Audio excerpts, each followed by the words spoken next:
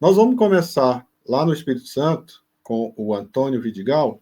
Antônio, com a palavra, você vai falar sobre você e sobre todos os autistas também, porque essa defesa ela servirá certamente para outros autistas que estão aí no exercício da sua função como servidor e servidora pública. Então, até 7 minutos, com a palavra, Antônio Vidigal, que é servidor do Ministério Público do Espírito Santo. Com a palavra, Antônio.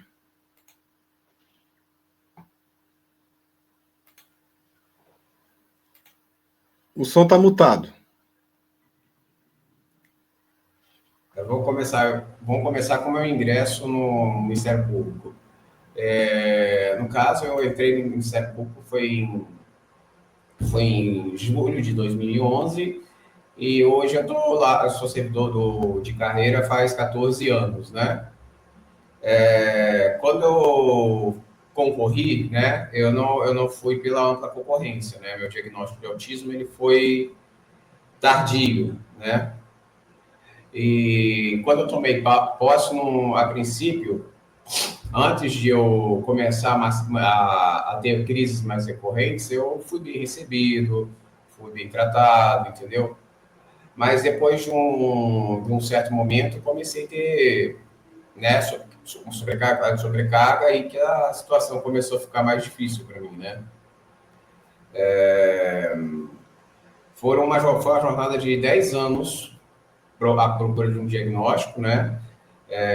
Que passaram por vários diagnósticos como depressão psicótica, borderline, fui submetido a uma polifarmácia, isso daí acabou tirando minha energia, acabou me deixando fora das atividades que eu gosto. Teve um momento que eu fui até convencido a me internar, mas não era exatamente o que eu tinha. Eu fui descobrir que eu tenho autismo em setembro de 2024.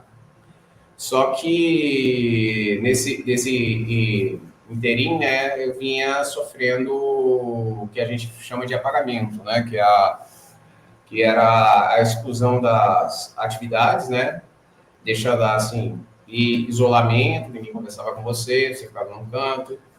E isso daí foi um processo que começou desde 2023, justamente porque eu tinha muitas crises em razão do TEPT, que eu tenho como órgão do transtorno de estresse pós-traumático, que eu desenvolvi dentro do órgão, devido a ruídos, desentendidos, ou até por falhas no acolhimento, né?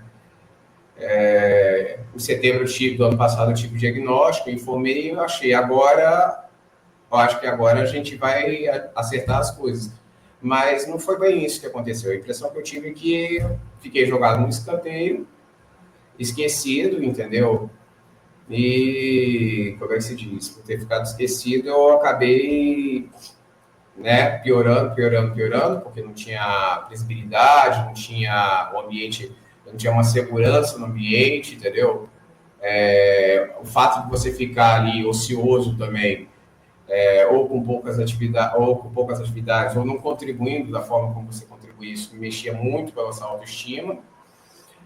Até que em dezembro do ano passado eu tive um colapso, foi um dos piores dias da minha vida, e nesse colapso eu precisei ser afastado. Aí eu passei por um período aí de 5 meses, né, no momento que eu afastado, bloquear todos os meus sistemas, fiquei 5 meses sem contato com ninguém, minha esposa passou a ser a interlocutora, né, tratava as coisas com ela. Comigo, praticamente, é como se eu deixasse de existir, né, dentro da instituição.